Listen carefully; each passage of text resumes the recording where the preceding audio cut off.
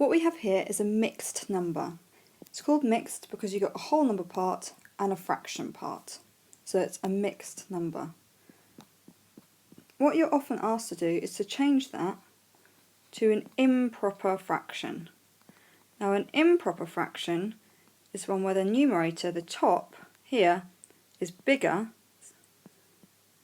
than the bottom here. Okay. So, it's improper, it's big-headed.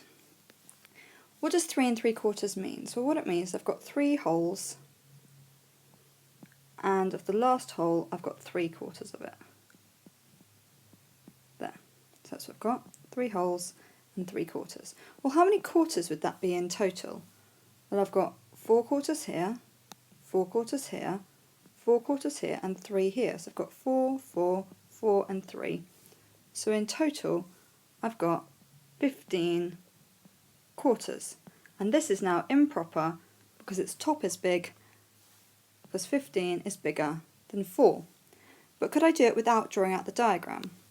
What I've done is here, each one of these is 4, so I've done 3 lots of 4, so multiplied 3 by 4, 4, 4, 4, and I added my 3 at the bottom. So I did 3 times 4 plus my 3, and that gave me 15, and I knew they were quarters because that's what I was interested in.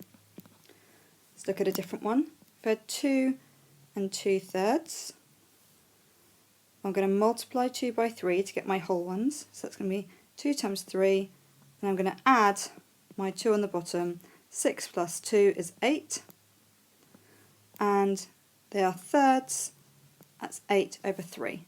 That's how we change from mixed to improper. What if you're given an improper one though, and you want to go from improper back to mixed? You want to know what it looks like. Well, here you've got 11 halves, so you could draw out 11 halves if you want, but what you need to think about is how many halves make a whole? Well, that's 2. So how many times does 2 go into 11? Because this of course means divide. So 2 goes into 11, well it goes 5 whole times to 10, remainder 1. But you don't write 5 remainder 1, you do 5 and a half left over, because if you drew out your halves, you'd have 5 pairs and 1 half remaining.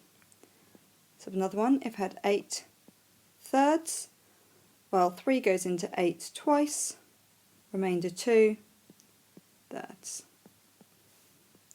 And that's it.